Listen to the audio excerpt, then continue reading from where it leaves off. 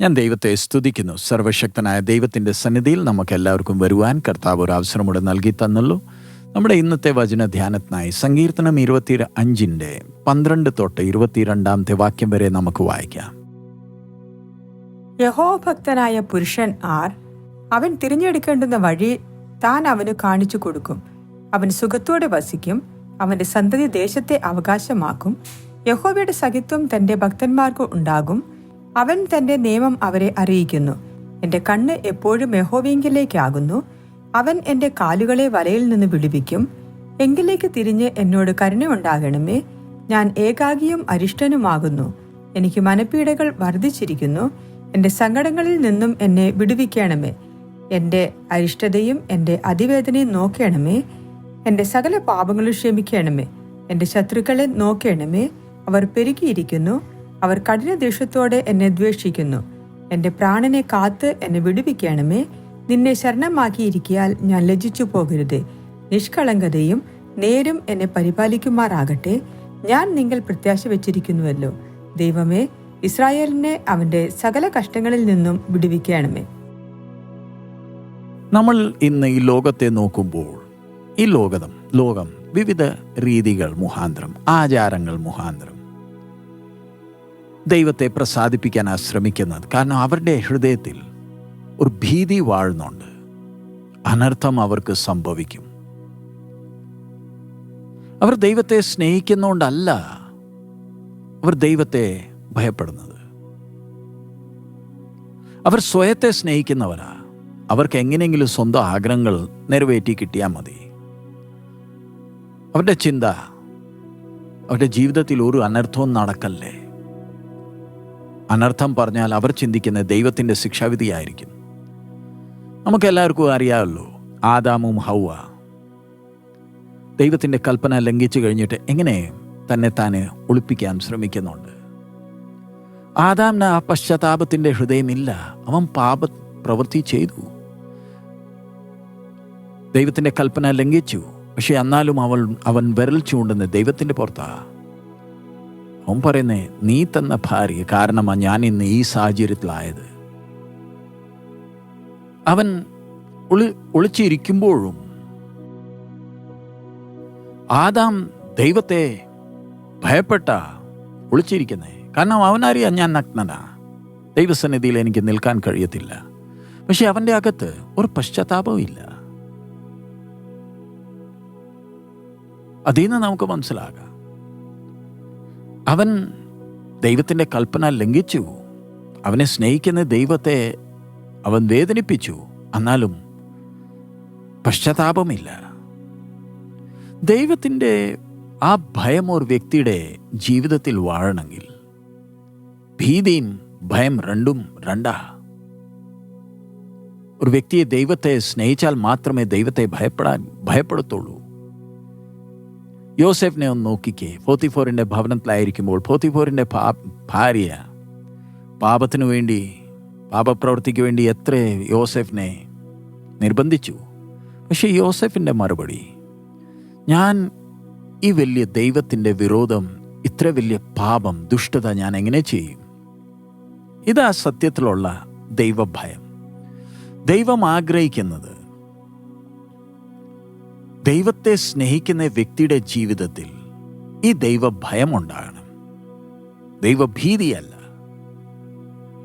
ലോകത്തിൻ്റെ ക്രമം അനുസരിച്ച് ശിക്ഷാവിധി കിട്ടുമെന്ന് പറഞ്ഞ് ആ ഭീതി യോസഫിൻ്റെ അകത്തില്ല.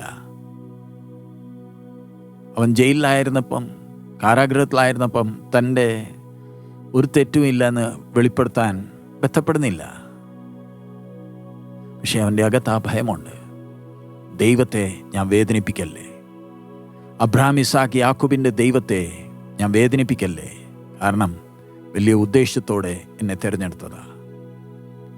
പഴയ നിയമ ഭക്തന്മാർക്ക് നമുക്കുള്ള പോലെ ആ അനുഗ്രഹങ്ങൾ അവർക്കില്ലായിരുന്നു. അവരുടെ കൈ വിശുദ്ധ വചനം നമുക്കുള്ള പോലെ ഇല്ലല്ലോ.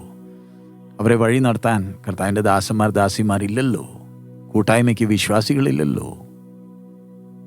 നമ്മൾ എത്ര അനുഗ്രഹിക്കപ്പെട്ടവരാ. നമ്മുടെ കൂടെ ദൈവത്തിൻ്റെ ആത്മാവില്യ വസിക്കുന്നത് സകല സത്യത്തിൽ നടത്തുവാൻ. എന്നാലും ആ ദൈവഭയം നമ്മുടെ ജീവിതത്തിലുണ്ടോ? ശരിയായിട്ടുള്ള ദൈവഭയം പറഞ്ഞാൽ ദൈവത്തിൻ്റെ സ്വഭാവം മനസ്സിലാക്കി ദൈവത്തെ ദുഃഖിപ്പിക്കുന്ന എല്ലാ കാര്യങ്ങളിൽ നിന്ന് മാറി നിൽക്കുന്നതാ ദൈവഭയം. നമ്മുടെ നടപ്പും പ്രവൃത്തി ദൈവത്തെ വേദനിപ്പിക്കല്ലേ. ഇന്നലെ നമ്മൾ ധ്യാനിച്ചല്ലോ, നേരുള്ള വ്യക്തി ദൈവത്തെ സ്നേഹിക്കുമ്പോൾ ദൈവം എങ്ങനെ കരം പിടിച്ച് നടത്തും. നമ്മളെല്ലാം പാപത്തിൽ ജനിച്ചവരാ. ദൈവ കരുണയുള്ളവൻ കൃപയുള്ളവൻ ആയതുകൊണ്ടാ നമ്മളെ നമ്മുടെ ആ സാഹചര്യത്തിൽ കളഞ്ഞില്ല. നേരെ മറിച്ച് ദൈവം നമ്മളെ സത്യത്തിൻ്റെ പാതയിൽ നടത്തുവാൻ ആഗ്രഹിക്കുന്നുണ്ട്. നമ്മൾ ദൈവത്തെ ഭയപ്പെട്ട് ദൈവത്തെ സ്നേഹിച്ച് ദൈവഹിതപ്രകാരം ജീവിച്ചാൽ നമ്മളെ സകല സത്യത്തിൽ നടത്തുവാൻ നമ്മുടെ കർത്താവ് വിശ്വസ്തനല്ലയോ? യോസേഫ് കാരാഗ്രഹത്തിലുള്ളപ്പം ആ ദൈവിക സമാധാനം യോസേഫിൻ്റെ ജീവിതത്തിലുണ്ട്. ഇവിടെ 18-ാമത്തെ വാക്യം നമ്മൾക്ക് ഒന്ന് ധ്യാനിക്കാം. എന്റെ അരിഷ്ടതയും അതിവേദനയും നോക്കണമേ, എന്റെ സകല പാപങ്ങളും ക്ഷമിക്കണമേ. ദാവീദ് തൻ്റെ കഷ്ടതയുടെ മധ്യത്തിൽ, വേദനയുടെ മധ്യത്തിൽ ദൈവത്തിൻ്റെ വിരോധം പുറകുറുക്കുകയല്ല. സ്വന്തം ജീവിതത്തെ ശ്രദ്ധിക്കുക. ദൈവത്തെ വേദനിപ്പിക്കുന്ന എന്തെങ്കിലും പ്രവൃത്തി ചെയ്തിട്ടുണ്ടോ?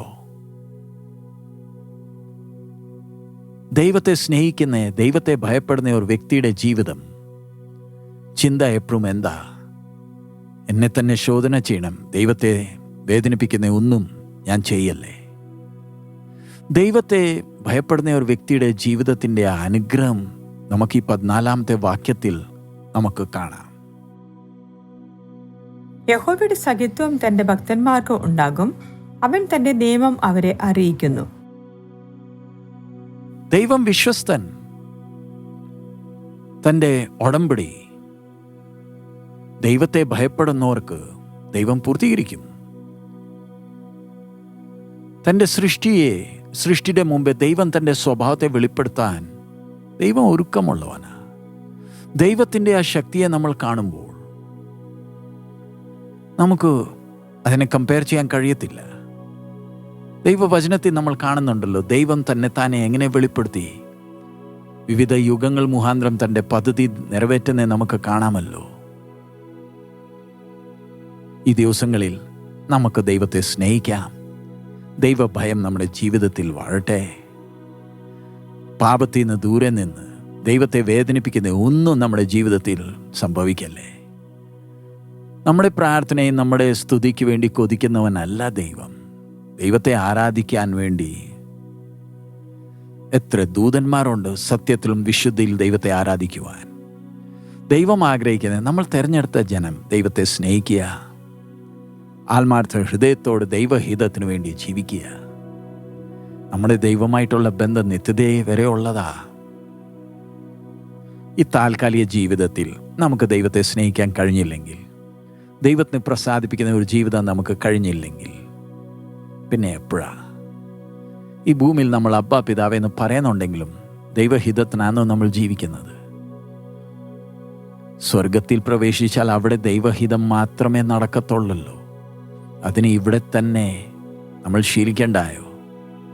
നമ്മുടെ കർത്താവിലേക്ക് നമ്മുടെ കണ്ണുകളെ ഉയർത്താം. ദൈവത്തിൻ്റെ പാത ഏതാന്ന് പഠിക്കാം. നമ്മളെപ്പോഴും ഓർക്കേണ്ടത് ദൈവത്തിൻ്റെ സന്നിധിയിൽ നിഷ്കളങ്കം മനസ്സോടാ നമ്മൾ നിൽക്കേണ്ടത്. നമ്മുടെ സൃഷ്ടിതാവിൻ്റെ മുമ്പേ നമ്മൾക്ക് എല്ലാ കാര്യങ്ങൾക്ക് കണക്ക് കൊടുക്കേണ്ടതാ. അതിനായി ദൈവം നമ്മളെ സഹായിക്കുമാറാകട്ടെ. ദൈവഹിതപ്രകാരം ജീവിക്കുവാൻ നമുക്ക് പ്രാർത്ഥിക്കാം. കർത്താവേ, ഞങ്ങൾ നിന്നെ സ്തുതിക്കുന്നു. നിന്റെ സന്നിധിയിൽ ഒന്നിച്ച് ഒരു പ്രാവശ്യയുടെ വരുവാൻ നീ സഹായിച്ചതിനായി സ്തോത്രം. നിന്റെ വചനമുഖാന്തരം നീ ഞങ്ങളോട് സംസാരിക്കുന്നതിനായി സ്തോത്രം. പിതാവേ, ഈ ദിവസങ്ങളിൽ നിന്നെ സ്നേഹിക്കുവാൻ, നിന്റെ ഹിതത്തിനു വേണ്ടി ജീവിപ്പാൻ, നിന്നെ വേദിപ്പിക്കുന്ന ഒരു കാര്യം ഞങ്ങളുടെ ജീവിതത്തിൽ സംഭവിക്കല്ലേ. നിന്റെ ഹിതത്തിനു വേണ്ടി ജീവിപ്പാൻ നീ ഞങ്ങളെ സഹായിക്കണമേ. ഞങ്ങളെ കരം പിടിച്ച് നടത്തണമേ. നിന്റെ ആലയമാക്കി തീർത്തതിനായി സ്തോത്രം. നിന്റെ ആത്മാവ് ഞങ്ങളുടെ കൂടെ സകല സത്യത്തിൽ നടത്തുവാൻ ഞങ്ങളുടെ കൂടെയുള്ളതിനായി സ്തോത്രം. എല്ലാ മാനമഹത്വം നിനക്കായി അർപ്പിക്കുന്നു പിതാവേ, യേശുവിൻ നാമത്തിൽ തന്നെ. ആമേൻ. ദൈവം നമ്മളെ ഓരോരുത്തരെ അനുഗ്രഹിക്കുമാറാകട്ടെ. നമ്മുടെ കർത്താവ് വേഗം വരാറായി. മാറാനാഥ.